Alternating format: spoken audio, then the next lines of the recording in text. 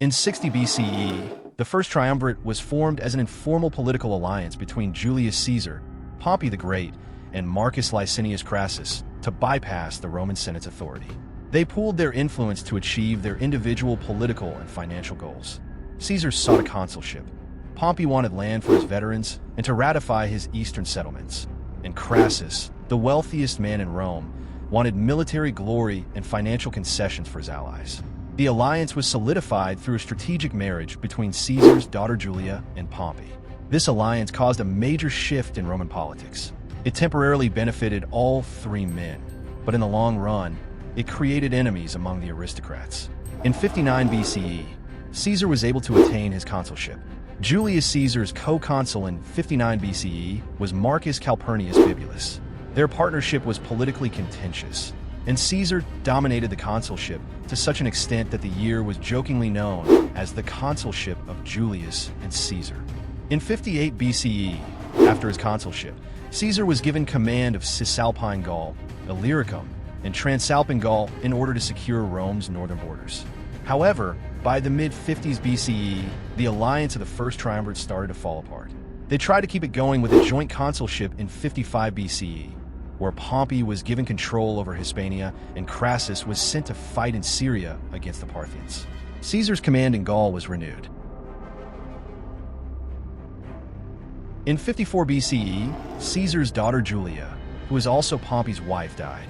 Still, in 53 BCE, Crassus died in the Battle of Carrhae, where his Roman legions were decisively defeated by the Parthian Empire.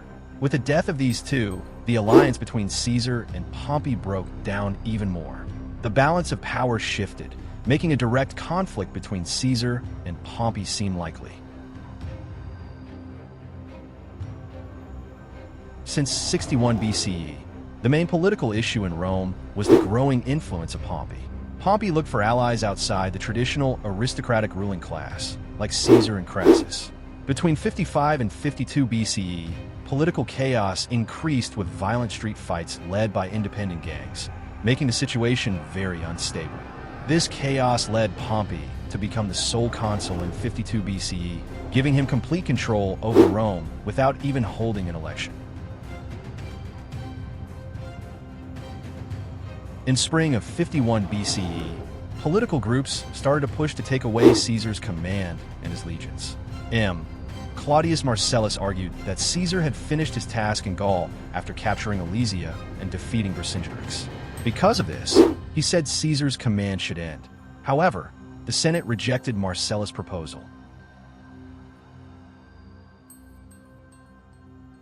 After summer 50 BCE, things became more serious, and events seemed to be heading toward war.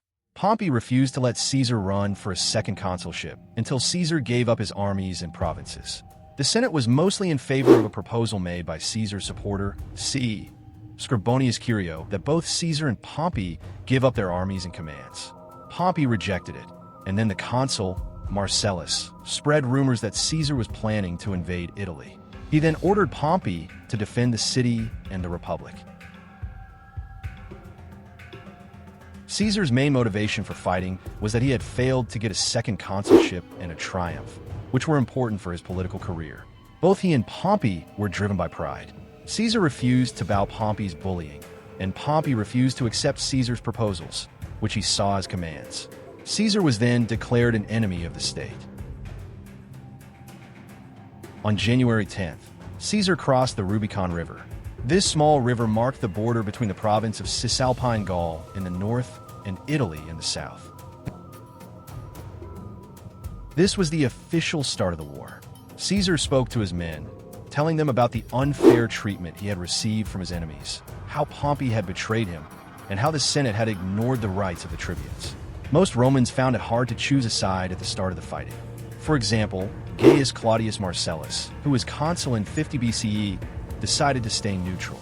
Marcus Junius Brutus, who was young at the time and whose father had been killed by Pompey, also chose to join Pompey.